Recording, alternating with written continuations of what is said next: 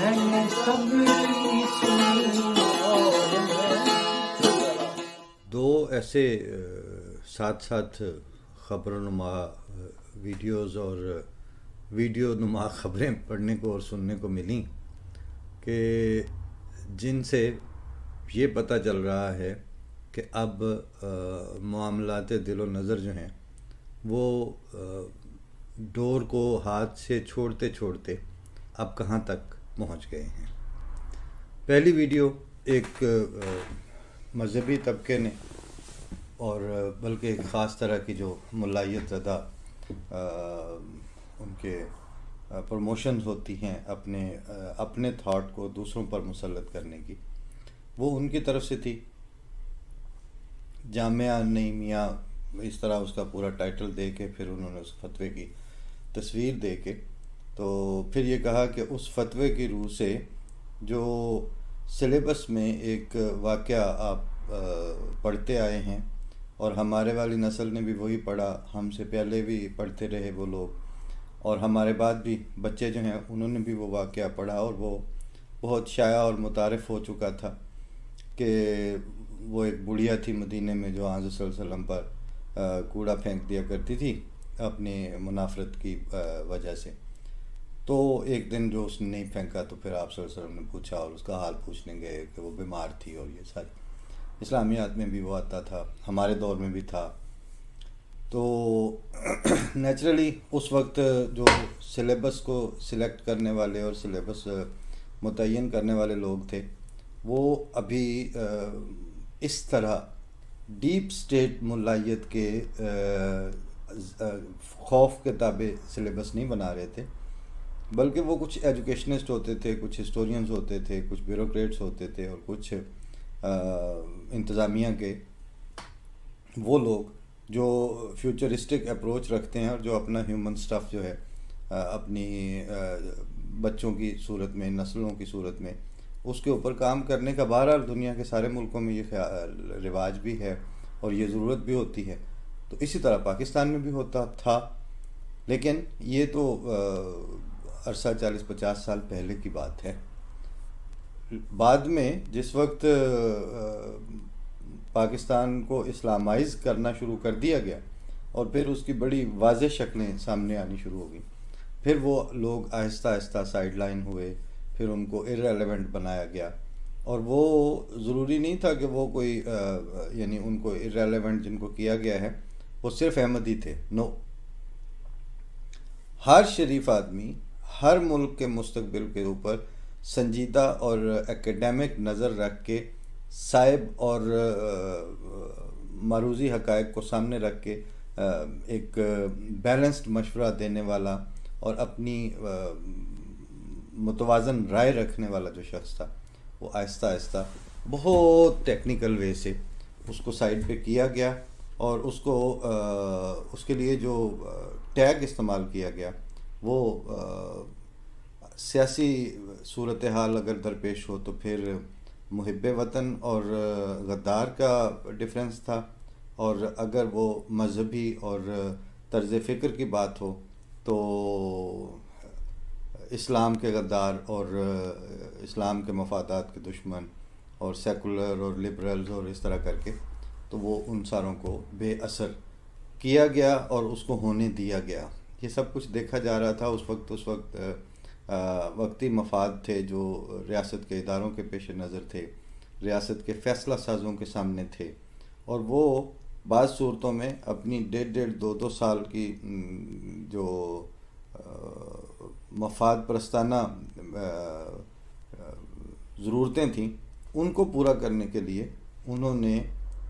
2-3 دہائیوں کا جو اپنا فیوچر تھا وہ بیچ دیا اور بیچتے چلے گئے۔ اس کے ساتھ ساتھ وہ سوورینٹی کا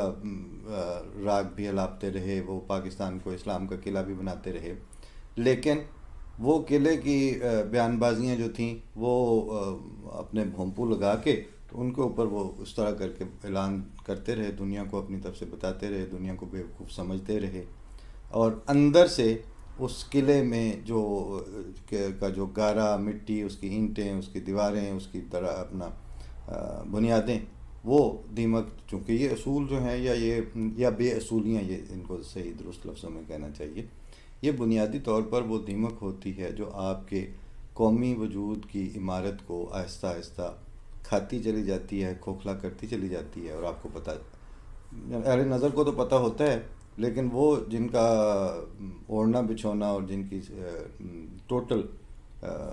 مبلغ علم اور فراست جو ہے وہ اپنا ہی مفاد ہوتی ہے، ان کو یہ بات نظر نہیں آتی۔ وہ اس وقت کمپرومائز پہ کمپرومائز کرتے چلے جاتے ہیں۔ نوبت میں ہی جا رسید کہ اب ہوا یہ ہے کہ جن آخر وہ جو کوئی تو وہ ماخذ تھے جہاں سے وہ روایت اٹھائی گئی تھی اور اس کو اپنی سلیبس کا اور کتابوں کا حصہ بنایا گیا تھا، وہ ماخذ جو تھے وہ ان لوگوں سے جو چاند دیکھنے کے لیے دست و گریبان ہوتے ہیں، اور جن کے لیے بقول انور مقصود کے کہ جن لوگوں کو اپنا ہزاربند نظر نہیں آتا لٹکا ہوا، ان کو چاند دیکھنے پہ مامور کیا گیا ہے، اور ان کے پاس وہ ساری اختیارات تفویض کیے گئے ہیں ان کو۔ ان طبقوں سے وہ پہلے کے لوگ تھے۔ اگر روایتوں کے اوپر بہت بحث کرنی بھی ہو، لیکن اتنا تو بہرحال پتہ ہے کہ جو آن صلی اللہ علیہ وسلم کی روایات جمع کر رہے تھے بزرگ، انہوں نے ایک دفعہ ایک کشتی میں سفر کرتے ہوئے کسی نے دیکھ لیا کہ ان کی جیب میں یا ان کی گرہ میں کچھ اشرفیاں اور تھیلی ہے، اس میں پیسے ہیں، اور وہ انہوں نے کاؤنٹ کرتے ہوئے یا اندازے سے وہ اس کی نشانیاں ایک ٹھگ باز قسم کے جھوٹے نے وہ ذہن میں رکھ لی ہوئی تھیں، اور جب وہ دریا کے اس میں پہنچ گئی بیچ منجھ دھار، تو اس نے شور مچایا کہ جی وہ میری وہ تھیلی نہیں مل رہی، اس میں اتنی اشرفیاں تھیں، یہ ان کا سکوں کا قسم تھی اور یہ تھی۔ اب جب وہ شور پڑ گیا تو انہوں نے کہا کہ اچھا پھر یہی ہو سکتا ہے کہ اب تلاشی لیتے ہیں سب کی، اور تمہیں جس کے پاس ہوگی، اب یہ ہے تو ابھی تو ہم دریا میں ہی ہیں، تو پار جانے تک تلاشی لے کے تو اگر ہوئی تو آپ کو مل جائے گی۔ تو جب وہ کشتی وہاں پہنچی تو ایک ایک بندے کی تلاشی لی گئی، تو وہ امام صاحب جو حدیثیں جمع کرنے کے لیے نکلے، جن کی شہرت ہے، انہی کے اوپر اس نے الزام، بیسیکلی تو ان کا نام نہیں لیا تھا، لیکن اس کے سامنے وہی تھے، انہی کے پاس وہ تھیلی تھی، تو کسی کے پاس کوئی اشرفیوں کی تھیلی نہیں نکلی۔ تو بعد میں اس نے ملا تو اسے کچھ نہیں، جب لوگ ادھر ادھر ڈسپرس ہونے لگے، جانے لگے، تو اس نے بہرحال علیحدہ ہو کے اس نے کہا کہ دیکھیں تھیلی جو تھی وہ تو میں نے دیکھی تھی آپ کے پاس، اور اس طرح فلاں جگہ پہ آپ یوں کھڑے ہوئے گن رہے تھے یا یہ تھا۔ تو وہ تھیلی پھر آخر گئی کہاں پہ؟ چلیں اب وہ ملی نہیں ہے، لیکن وہ گئی کہاں کہ ان کا بات یہ ہے کہ میں حضرت صلی اللہ علیہ وسلم کی احادیث اور روایات ان کے حوالے سے جمع کر رہا ہوں آنے والے زمانوں کے لیے۔ تو تم نے یہ الزام لگایا اپنے مفاد کی خاطر، میرے پاس بھی زیادہ راہ کے لیے وہی تھا، وہ مجھے بھی ان کی ضرورت تھی پیسوں کی، وہ اشرفیاں میرے لیے قیمتی تھیں، کوئی شک نہیں ہے، لیکن اندازہ مجھے ہو گیا تھا کہ اب یہ نکلیں گی میرے پاس سے تو کوئی آدمی اس طرف نہیں جائے گا، میرے اوپر ایک الزام کی صورت میں یہ داغ باقی رہ جائے گا کہ ایک دفعہ اس بندے پر چوری کا الزام لگا تھا۔ لیکن تمہیں تو ان چند اشرفیوں سے غرض ہے، مجھے یہ ہے کہ میں نے وہ بہت قیمتی روایات جو دنیا پھر کے جمع کی ہیں، وہ آئندہ زمانوں تک کے لیے وہ ویلڈ بھی ہیں، اور ان کی اہمیت بھی ہے، اور ان کی ضرورت بھی ہے آنے والے زمانوں کو۔ تو مجھے جب یہ فیل ہوا کہ اب اگر وہ میرے پاس سے نکل آئی جو کہ میری ہی ہے، تو اس الزام کو کون دھوئے گا؟ اور آئندہ زمانوں کے جو محققین ہیں ان کی نظر میں صرف اس ایک واقعے کی وجہ سے میری محنت سے جمع کی ہوئی حضرت صلی اللہ علیہ وسلم کی روایات جو ہیں وہ مشکوک نہ ٹھہریں، ان کے اوپر سایہ نہ پڑ جائے۔ تو میں نے اپنی وہ تھیلی جو تھی وہ چپکے سے دریا میں پھینک دی، اشرفیاں تو پھر مل جائیں گی، لیکن یہ الزام جو ہے وہ آئندہ زمانوں میں نہیں دھویا جا سکے گا۔ اس سطح اور اس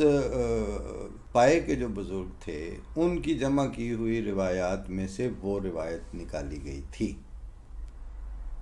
اور کن کے فتوے پہ اب وہ روایت ڈس اون کرنی ہے؟ جو جب مر گئے تو اس کے بعد کراچی ہی کی کورٹ میں ان کے جو جائیدادیں اور اثاثے تھے وہ کروڑوں روپے میں ان کے اپنا ورثاء نے دعوے کر کے ہائی کورٹ سے وہ اور مختلف عدالتوں سے وہ فیصلے جو اب سوشل میڈیا پر عام ہوئے پھرتے ہیں، کروڑوں روپیہ جن کے کوئی ذریعہ آمد اور کوئی bonafide track record of that asset جو ہے وہ کسی کے پاس نہیں ہے۔ تو جنہوں نے اپنی مالی اور ذاتی اور دنیاوی اور فوری منفعت کی خاطر ساری زندگی ان چیزوں کو ڈکلیئر نہیں ہونے دیا اور ان کو سامنے نہیں آنے دیا، اور اپنا جو امپریشن ہے وہ ایک مذہبی عالم اور ایک بس خدا رسیدہ کے طور پر سوڈو مذہبی عالم کے طور پر اسٹیبلش کرتے رہے، اور وہ رقم کا کسی کو نہیں پتہ، ان اشرفیوں کا کہ انہوں نے اپنی ساری زندگی بھنک نہیں پڑنے دی۔ ان کے ادارے کے فتوے پر ہم وہ جو پچھلے جن کے اوپر کوئی ہم دھبا نہیں لگا سکتے، جو اس لیول پہ احساس کرنے والے تھے آنے والے زمانوں اور ان کی نسلوں اور حضرت صلی اللہ علیہ وسلم کو وہ موتی اور وہ جواہرات روایات کی صورت میں پہنچانے والے، ان کو کیوں چھوڑ دیا جائے؟